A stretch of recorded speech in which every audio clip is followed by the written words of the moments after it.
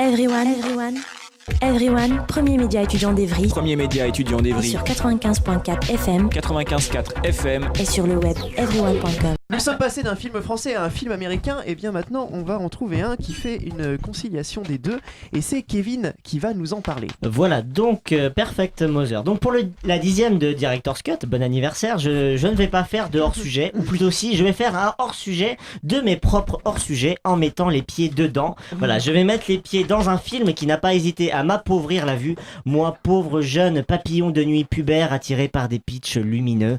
Je parle donc de Perfect Mother. Donc si vous ne connaissez pas la recette de Perfect Mother, je vais laisser Anne Fontaine vous la présenter elle-même. Bonjour à tous, chers producteurs. Aujourd'hui, voici la recette de mon prochain film. Alors tout d'abord, pour faire un bon film, il vous faut un livre de recettes.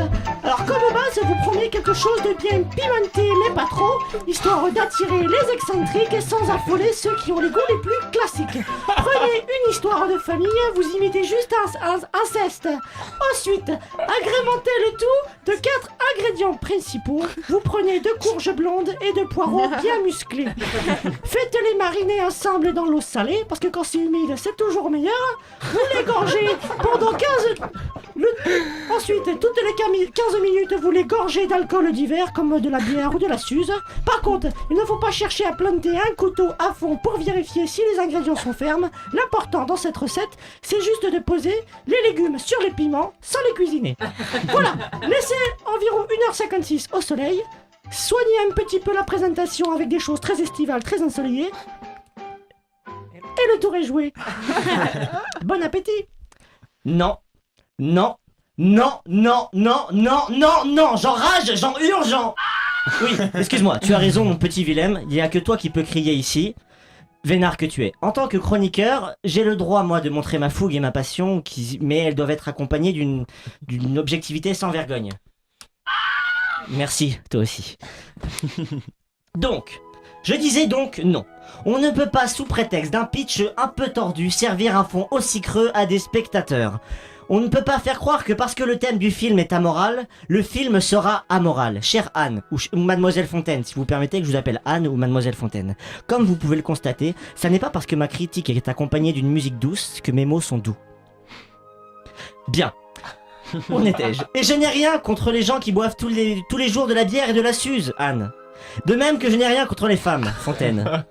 Mais il n'y a aucun traitement de la psychologie de vos personnages. On ne voit aucune notion d'amour, on ne croit pas à l'histoire d'amour de vos personnages. Ils restent ensemble pour une période de 2 ans. Et cela ressemble à une vulgaire histoire de plan cul régulier. Et ne parlons pas de la sexualité dans ce film, elle est absente.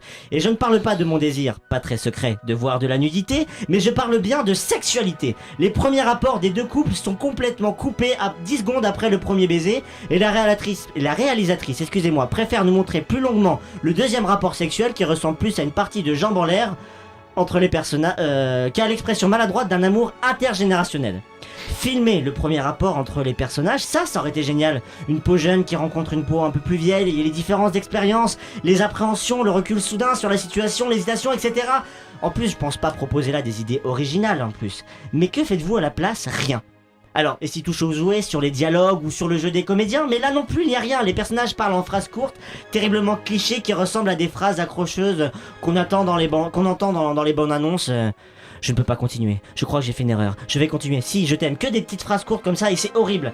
Les personnages n'évoluent même pas dans leur jeu, ils n'angoissent pas, ils ne sont pas fous de joie ou d'amour, ils restent en permanence dans une sobriété qui les déshumanise totalement. Il y a seulement 2 cris dans le film émanant du même personnage que je remercie au passage. Et puisque vous aimez tellement les films de recettes, je vais vous en donner moi-même des ingrédients que vous n'avez pas osé mettre dans votre misérable étouffe chrétien. Bien, alors, par exemple, en premier, on pourrait traiter du rapport quotidien entre les mères et les fils, qui du jour au lendemain changent de regard et remettent en question la platonicité de leur rapport. Ou parler du rapport sexué qui existait depuis la naissance entre les enfants et qui se concrétise enfin quand les enfants approchent de l'âge adulte. Ou traiter sur le rapport conflictuel entre le fait que ton fils sorte avec ta meilleure amie et que tu sortes avec le fils de cette meilleure amie, et de traiter toutes les dualités et les ambiguïtés possibles dans le rapport amour et autorité. Ou parler du regard de la société sur ces doubles relations, ou parler de la gêne que l'on peut ressentir quand son meilleur ami sort avec sa mère, ou parler de l'amour adolescent confronté à un amour plus mature, etc., etc. Bref, je le crie haut et fort et je n'ai pas peur de cette blague, Fontaine, je ne boirai pas de ton eau. Et en plus, à la fin, ils ne finissent même pas ensemble. Merci Willem. Et merci Kevin.